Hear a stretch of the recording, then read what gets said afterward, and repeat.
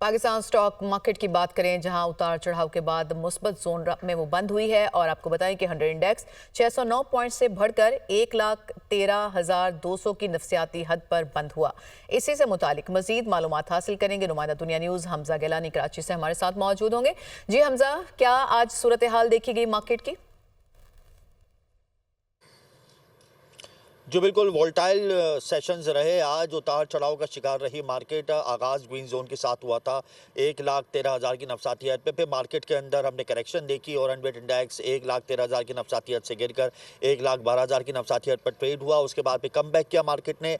दोनों सेशंस उतार चढ़ाव का शिकार रहे। उसके बाद मार्केट ग्रीन जोन में बंद हुई। 1,13,200 पॉइंट की नफसाती हद पे अनवेट इंडेक्स का अख्ताम हुआ। 609 पॉइंट्स का इजाफा देखा गया। अब वजूहात क्या हैं कि मार्केट उतार चढ़ाव का शिकार रही? तो सबसे बड़ी अगर इसकी पॉजिटिव साइड हम देख लें तो रेमिटेंसेस के नंबर हमारे बेहतर आ रहे हैं। फिर इंटरेस्ट रेट में जो ऐलान होगा इंटरेस्ट रेट का, उसमें ये एक्सपेक्टेशंस की जा रही है कि 150 से 200 बेसिस पॉइंट्स की कमी होगी। तो ये तो पॉजिटिव साइड है। फिर नेगेटिव साइड जिसकी वजह से मार्केट में थोड़ी सी हमने वॉल्यूम को गिरता हुआ देखा और पूरे हफ्ते हमने वॉल्यूम के अंदर बतदरीज कमी देखी, वो ये है कि टैक्स कवानीन में जो तरमीम होने जा रही है कि नॉन फाइनेंस पर मुकम्मल पाबंदी आयद कर दी जाएगी स्टॉक एक्सचेंज में कि वो किसी भी इक्विटी के अंदर इन्वेस्ट नहीं कर सकेंगे। तो इस हवाले से बड़ा पैनिक है क्योंकि 30 से 40% स्टेक जो है वो नॉन फाइनेंस का स्टॉक एक्सचेंज में है। इस हवाले से स्टॉक ब्रोकर्स एसोसिएशन ने फाइनेंस मिनिस्टर को खत भी लिखा था कि इस पर नजरसानी की जाए और यकदम जो है वो ये पाबंदी ना आयद की जाए बल्कि इस पर रिस्ट्रिक्शंस आयद की जाए। इसके अलावा अगर मैं पूरे हफ्ते की बात तो ये करूं फैक्टर तो भी इन्वॉल्व रहा है इस सारी सिचुएशन में। हमजा गिलानी आप हमें